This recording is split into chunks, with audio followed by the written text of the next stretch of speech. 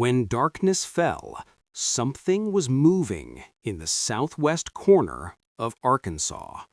That sound coming from the swamps, that howl resembling a human scream but definitely not human, and that smell, something between wet dog and rotten flesh. If you've heard it, if you've smelled it, then it's already too late, because it has already seen you. Today, I'm going to tell you 3 of Arkansas's darkest, most terrifying, and most unexplainable true stories. Some of the most mysterious cases in American history are hidden right here in Arkansas swamps, abandoned houses, and cursed hotels. If you're watching alone, maybe it's time to call your friends over, because what I'm about to tell you tonight might keep you up all night. And if you're new to this channel, don't forget to subscribe and turn on notifications, because every week I share real stories that will send chills down your spine. Are you ready? Then let's begin. Our first stop, Miller County, Arkansas, the town of Fouke, and the thing that lives there. May 1971, a hot and humid Arkansas night. Bobby Ford and his family had just moved into their new home a week ago, a small, modest house hidden among the trees close to the swampy region of the Sulphur River. This was supposed to be a fresh start for the Ford family, but that night, everything changed. It was past midnight. Bobby Ford was sitting on the porch, staring into the darkness. A strange sound came from between the trees. First from a distance, then heavy footsteps getting closer and closer, the sound of branches breaking. And then, that smell. Bobby Ford had never smelled anything so disgusting in his life. Rotten flesh, mold, and something else, something he couldn't describe, something that screamed danger on an instinctual level. Something emerged from the darkness. 7 feet tall, broad-shouldered, hairy, and walking upright. Its eyes glowed red in the dark. Before Bobby Ford could understand what was happening, the creature lunged at him. It wrapped its arm around his shoulder and started pulling him closer. Ford screamed, trying to break free from the creature. As he struggled, he could feel the creature's breath on his face. Heavy, raspy, almost human-like, but definitely not human. He didn't remember how, but somehow he broke free and started running toward the house. He was running so fast that he didn't even have time to open the door. He crashed through it. His family woke up screaming. Bobby Ford's shirt was torn. There were deep claw marks on his arm, and his entire body was shaking. The next day, they went to the sheriff. They told him what happened. The sheriff didn't believe them at first. He thought it might have been a bear, or maybe an escaped convict, or a homeless person trying to scare them. But when he saw the tracks in front of the Ford family's house, those massive 3-toed footprints, he went silent. Jim Powell was a reporter for the Texarkana Gazette at the time. When he heard the Ford family's story, he immediately went to the scene. What he found shocked him. A family that had moved in just a week ago was packing up and leaving. They didn't even want to step foot in the house. Powell's story made the front page the next day, and thus the legend of the Fouke Monster was born. But this wasn't a legend. This was real. Powell's story was picked up by the Associated Press and United Press International and spread across all of America. Overnight, the small town of Fouke became one of the most famous towns in the country. People started flooding in, some out of curiosity, some to take photos, and some to hunt the monster. But for the residents of Fouke, this wasn't new at all. In fact, it wasn't new at all. The first recorded sighting dates back to 1834. Yes, you heard that right. 1834. Nearly 200 years ago, people were reporting seeing a hairy wild man in the Arkansas swamps. In 1946, a woman came to Miller County Sheriff Leslie Greer. She said she had seen a strange creature near her home. The sheriff filed a report, but no one took it seriously. Throughout the 1950s and 60s, sightings continued. Hunters heard strange sounds in the forest. Farmers saw their animals fleeing in panic. But no one spoke openly about it, because whoever talked about a monster was treated like a lunatic. The 1971 Ford incident broke that silence. People started talking, and the stories were all the same. A creature over 7 feet tall, hairy, walking upright, red eyes, an unbearable smell. And it was always seen in the swamp region, around Boggy Creek. In 1972, a director named Charles B. Pierce decided to make a film about this story. The documentary horror film The Legend of Boggy Creek was made on a low budget of $160,000. Most of the actors were actual eyewitnesses. The film was shown at drive-in theaters and achieved incredible success. It became one of the most watched films of that year, grossing over $25 million. The film turned the Fouke Monster into a national phenomenon. But the truly terrifying part was that sightings increased after the film was made. In 1978, 2 brothers exploring for minerals near Russellville found massive 3-toed footprints. The tracks continued for over a kilometer. In 1991, a group of hunters camping in the swamp saw a giant shadow circling their tents at midnight. They fired their guns, but the creature disappeared into the darkness. 1997 broke all records. That year, 40 different sightings were reported. 40! In a single year. Local newspaper headlines were all about the creature. Police lines were jammed, and people were in a panic. In 2000, a hunter claimed he encountered the creature in broad daylight at the Sulphur River Wildlife Management Area. All previous sightings had been at night. Did this mean the creature's behavior was changing, or had it simply stopped hiding? If you visit Fouke today, you'll see a shop called Monster Mart on the main street. The owner, Denny Roberts, has been collecting evidence about the creature for years. Footprint casts, audio recordings, photos. Roberts' brother Ricky managed to record the creature's howl in the swamp. That recording is still in the shop's archives. Those who listen say it makes their hair stand on end. Reba Killian says she saw the creature when she was a little girl. It was 7.5, 8 feet tall, she says. We started screaming, banging on the back of the truck trying to get our parents to stop. Because we were kids, no one would believe us. We always used to run around in those woods, but after that day, I never went into that forest again. Local theories vary. Some think it's a massive bear. But bears don't walk on 2 legs for miles. Some say it could be an escaped orangutan or gorilla. But it's impossible for an ape to survive in Arkansas's swamps for over 150 years. Native American communities say something different. For them, this creature is a supernatural being, a spirit that appears and disappears at will. Reba Killian's family is part Native American, and she shares this belief. My family believes it's a supernatural being. It can be here one minute and somewhere else the next, and it only shows itself when it wants you to see it. So what's the truth? The Sulphur River swamps cover tens of thousands of acres. Dense forests, deep swamps, impassable thickets. Locals say some areas have never been explored. No one knows what lives there. And maybe some things should stay that way. Unknown. But if you ever go to southwest Arkansas, don't spend the night in the forest. If you hear strange sounds, don't investigate. And if you smell that smell, run. Because the Boggy Creek monster is still out there, in the darkness of the swamps, waiting. Tom Zorn, a local hunter and self-proclaimed Sasquatch hunter, says, "There are certain areas I will never go into for hunting. There are a few areas in these woods I would never even think of entering." Imagine a forest that a hunter avoids. A man with a gun, who knows the terrain, who has walked these lands for years. If even he doesn't dare to go, why would you? The population of Fouke is under 500 people.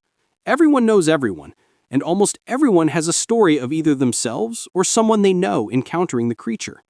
These people can't all be lying. Are they all hallucinating? For 150 years? Generation after generation? Are they all seeing the same thing? Scientists have tried to find explanations: escaped prisoners, rare bear species, even mass hysteria. But none of them could explain all the sightings, all the evidence, all the testimonies. In 2023, KATV News Channel went to the region and gathered new evidence. A man named William Lunsford claimed to have photographed a creature. The photos are controversial, but one thing is certain: people are still seeing something. And whatever this thing is, it's not going away. Every year, the Fouke Monster Festival is held in Fouke. It was previously known as the Boggy Creek Festival. Presentations, discussions, and evidence sharing take place. The proceeds go to the Fouke School District. In 2019, over $3,000 was raised. Imagine a festival named after a monster, and the proceeds going to children's education. Strange world, isn't it? So what do you think? What's swimming in the dark waters of Boggy Creek? A legend? A hoax? Or is there really something in these swamps that humans haven't fully understood yet? Share your thoughts in the comments, and if you live in Arkansas or have had a strange experience in this area, definitely write about it. Because this story isn't over yet. The Fouke Monster is still out there. And who knows, maybe one day definitive proof will be found. But until then, something waits in the depths of the swamps. Patient, silent, and very, very hungry. If you haven't hit the like button during this video, now is the perfect time. Because we're about to move on to our second story. And believe me, this story is even more terrifying than the Fouke Monster. Because this time, the monster isn't outside. It's inside the house. And it never left. Monticello, Arkansas. The Allen House. And the dead woman who lives there. If you're ready, let's move on to our second story. Welcome back to the second part. Now we're diving into this mysterious and terrifying story. A woman is looking out the window. She's wearing a white dress. Her hair falls over her shoulders. Her face is pale. Her eyes are empty. She doesn't move. She just watches. Outside, the street, the passing cars, the walking people. But no one sees her, because that woman has been dead for over 70 years. Monticello, Arkansas, a small town in the southeastern part of the state, about 90 minutes from Little Rock. At the northern end of Main Street, a magnificent mansion rises among the trees. Gothic style, sharp roof lines, wrought iron fences, and wide verandas. From the outside, it's a beautiful southern home. But inside, there's something else. The Allen House. According to some, the most haunted house in America. And that title wasn't given randomly. If you're enjoying this video, please hit the like button and subscribe to the channel. Every week, I share real and spine-chilling stories like this. And now, let's step into Monticello's dark secret. The story begins in the early 1900s. Joe Lee Allen was one of Monticello's most successful businessmen. He had become wealthy through cotton trading, land investments, and the hotel business. In 1906, he decided to build the most impressive house in town for his wife Caddy and their 3 daughters. This house had to be so magnificent that the whole town would talk about it. And they did. The Allen House, at 705 North Main Street, was designed by the best architects of the era. An elegant blend of Gothic and Victorian styles, high ceilings, ornately carved wooden banisters, colorful stained glass windows, a 3-story, 12-room mansion. Joe Allen's pride, his family's home. There were 3 daughters in the Allen family, Lonnie Lee, Liddell, and Louie, and a baby boy Walter, Edwin, but he passed away while still an infant. The daughters grew up in this house. Parties were thrown, guests were entertained, and the brightest days of Southern high society were lived. In 1912, Joe Allen opened a hotel in town, the Allen Hotel. Business was going so well that he was honored with naming a newly established town south of Monticello. He named that town after his middle daughter, Liddell. Liddell, yes, a woman who had a town named after her. This showed the Allen family's power and prestige in the community. But happiness didn't last forever. In 1914, Joe Allen suffered a heart attack during an automobile demonstration and passed away. He was 54 years old. His wife Caddy and daughters were devastated, but the one most affected was Liddell. She was very close to her father. His death was the first deep wound in Liddell's life, but it wouldn't be the last. Liddell Allen was born in 1894. A beautiful, intelligent, and social woman. Newspaper articles described her as having an attractive personality and a lovely character. In 1914, she married Boyd Bonner. A year later, their son Elliot was born. Everything seemed fine, but it wasn't. In 1927, Liddell divorced her husband Boyd. For a woman to get divorced at that time was a major scandal. In Southern society, it was social suicide. Liddell had to live with this shame. While trying to raise her son Elliot, she was also struggling to rebuild her life. After the divorce, Liddell lived in various cities: Fort Worth, Memphis, Indiana. Each time she tried to make a fresh start. Each time she failed. She had a series of relationships, none of them ended well. Finally, with a broken heart, she returned to her mother's Caddy side to the family home in Monticello. And then she crossed paths with Prentice Savage again. Prentice was Liddell's first love. They had known each other since their youth, but Prentice was married, wealthy, charismatic, and married. Despite this, Liddell fell in love with him, a deep, hopeless, destructive love. They wrote letters to each other. They arranged secret meetings. Liddell believed that one day Prentice would leave his wife and run away with her. But that day never came. Christmas 1948. As every year, there was a grand party at the Allen house. Caddy Allen was entertaining the town's prominent figures. Lights, music, laughter. Everyone was having a good time. Everyone except Liddell. During the party, Liddell disappeared. The guests searched for her. Her mother Caddy grew worried. Finally, they found her.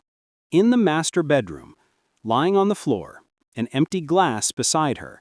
Inside it, mercury cyanide. Liddell Allen, at 54 years old, the same age her father died, had decided to take her own life. But she didn't die immediately. For 8 days, she fought for her life in the hospital. On January 2, 1949, in the hospital just 2 doors down from her home, Liddell Allen closed her eyes forever. Official cause of death? Poisoning. But everyone knew the truth. Suicide. After Liddell's death, her mother Caddy did something strange. She sealed the bedroom where Liddell died. She locked the door and walled it off. She didn't allow anyone to enter that room. For years. Why? Caddy explained to the townspeople. She said her daughter's spirit was trapped in that room. If she opened the door, Liddell's spirit would disturb the house, so she had to keep her there. Imagine a mother who has lost her daughter and now believes she has trapped her daughter's spirit in a room. Is this a normal grief response? Or was something really happening in that room? Caddy Allen died in 1954. The house was left as an inheritance, eventually sold. In 1956, the new owners divided it into apartment units, cheap rental apartments, and that's when the stories began. Tenants started noticing strange things: footsteps at night, doors opening and closing when no one was there, cold breezes, and most importantly, the woman standing at the window. The window of the sealed room was visible from outside, and tenants, passers-by, neighbors, all said the same thing.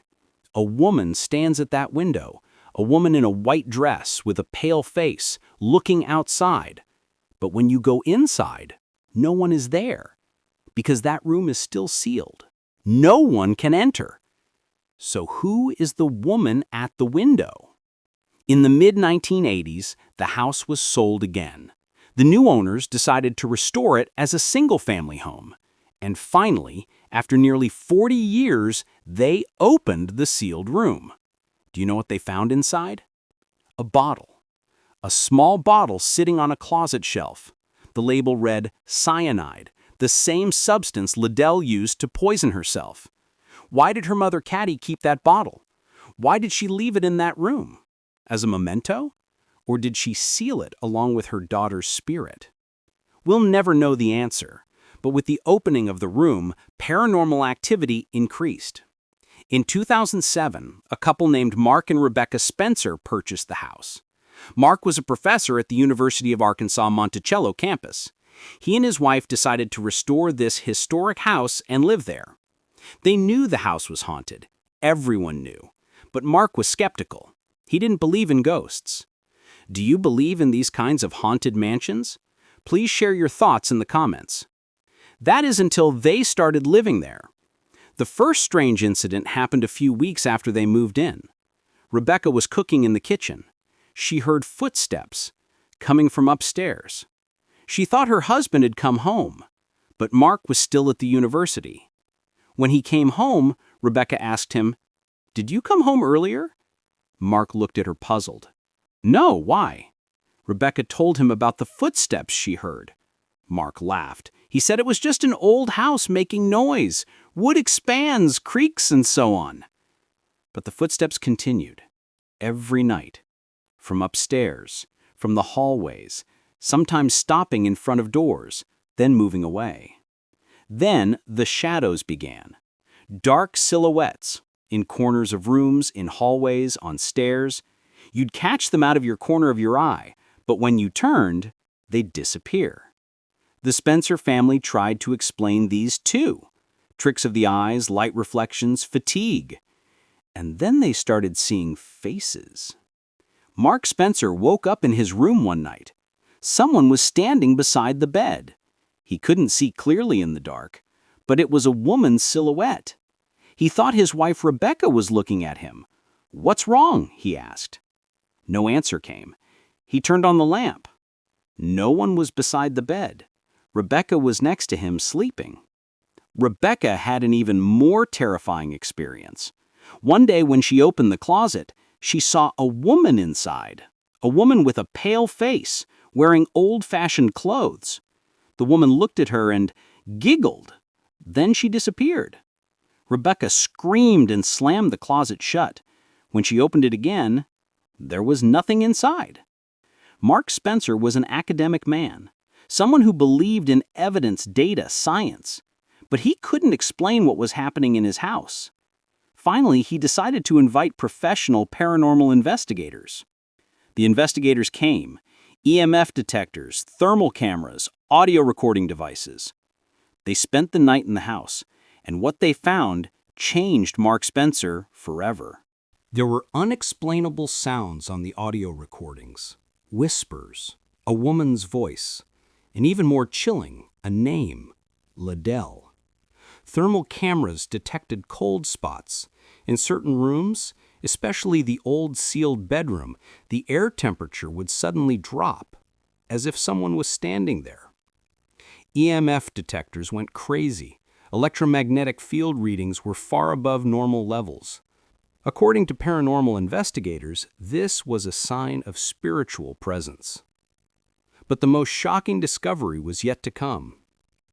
One day, Mark Spencer felt a strange urge. He wanted to go up to the attic. He didn't know why. He just felt he needed to. He went up to the attic. Dusty, dark, a place no one had entered for years. He looked around, and then he saw something. There was something under one of the floorboards. He knelt down. He lifted the board, and there, hidden for years, he found more than 80 letters. Love letters.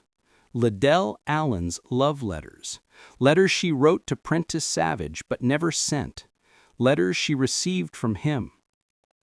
Written evidence of a secret love. The story of a relationship spanning decades, of hopes, disappointments, and ultimately destruction.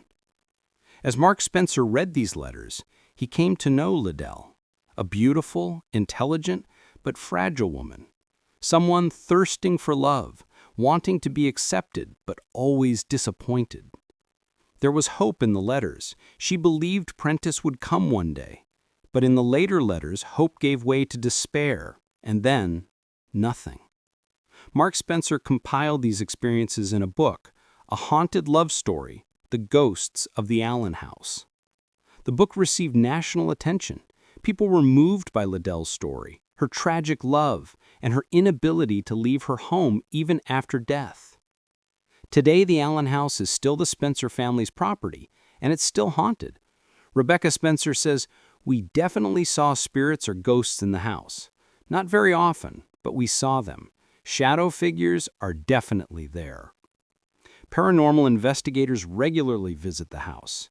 The television show Ghost Brothers film there, and each time they capture something: sounds, images, traces. But the most interesting thing is this: the Spencer family isn't afraid of these spirits. They've learned to live with them.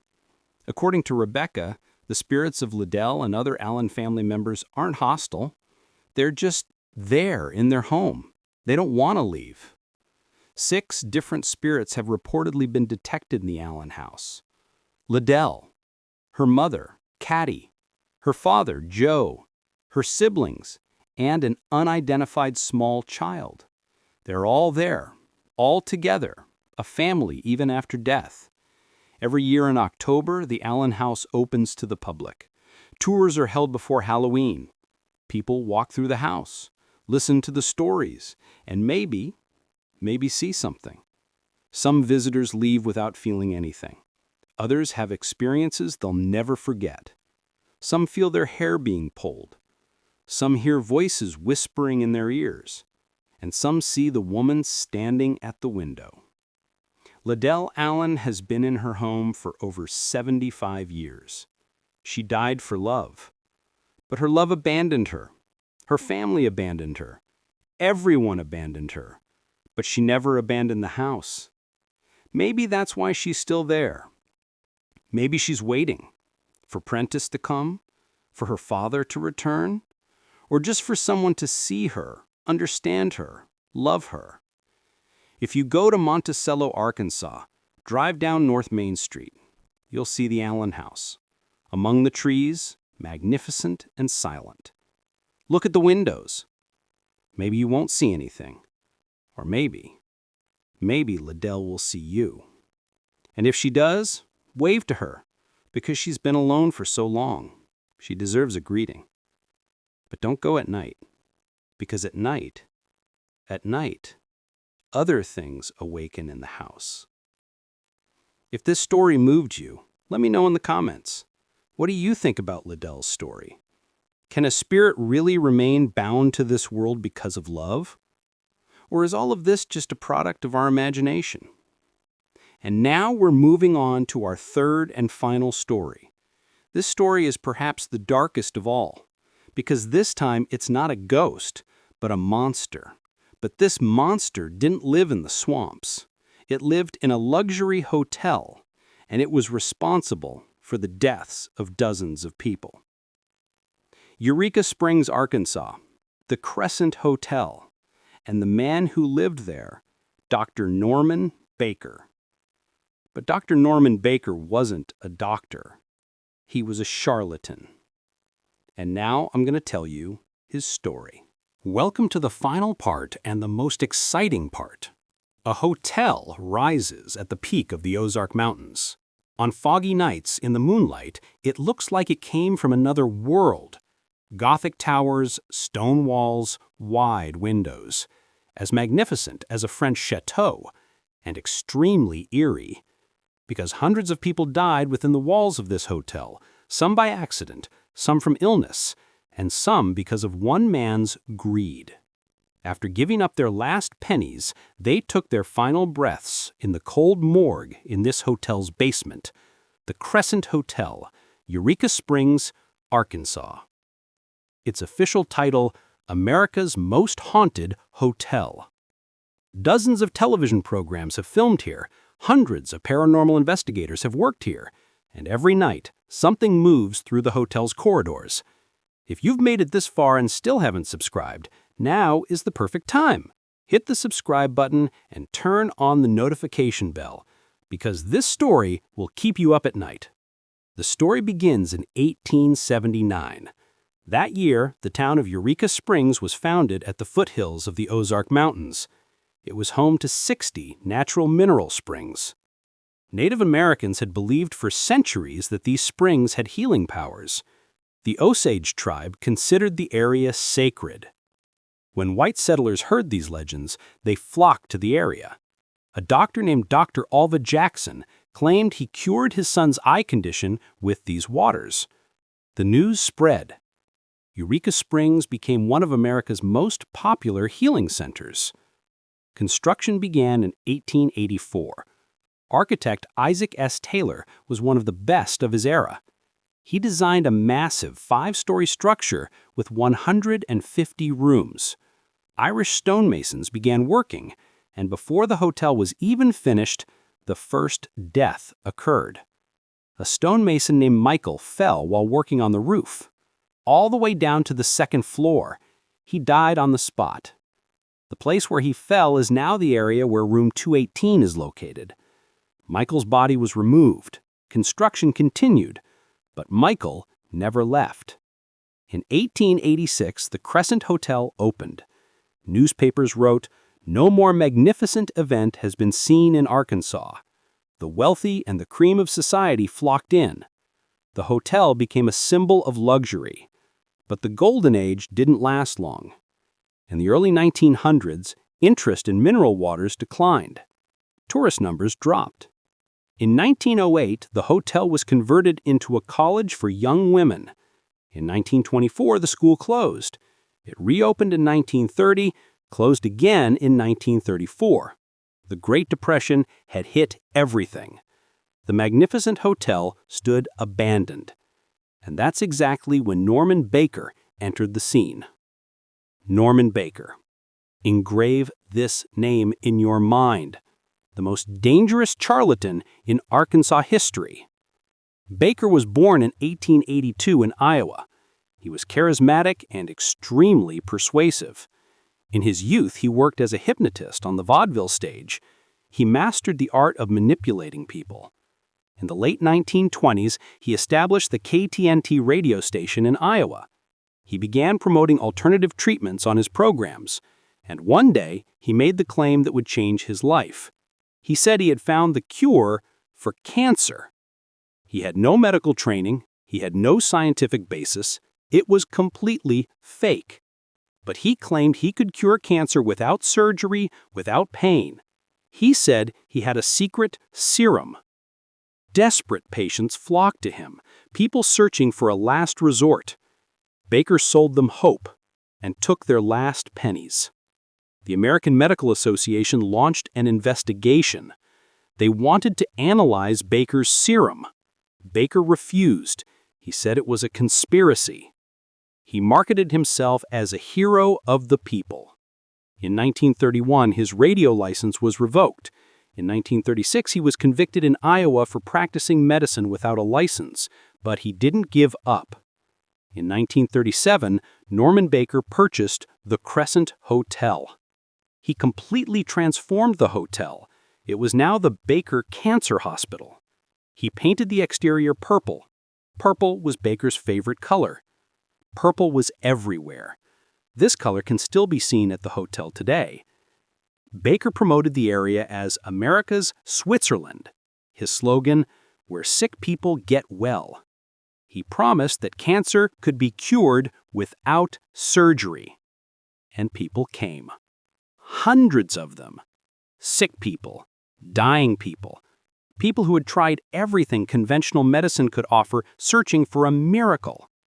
Baker's treatment was simple. He injected a mysterious serum. Later analyses revealed the serum was a mixture of alcohol, corn silk liquid, and watermelon seed extract. It was completely ineffective against cancer. Then patients started dying. Dozens of them. Maybe hundreds. Baker hid the dying patients, so the money flow wouldn't stop. He built a morgue in the hotel's basement. a real morgue with an autopsy table and cold storage.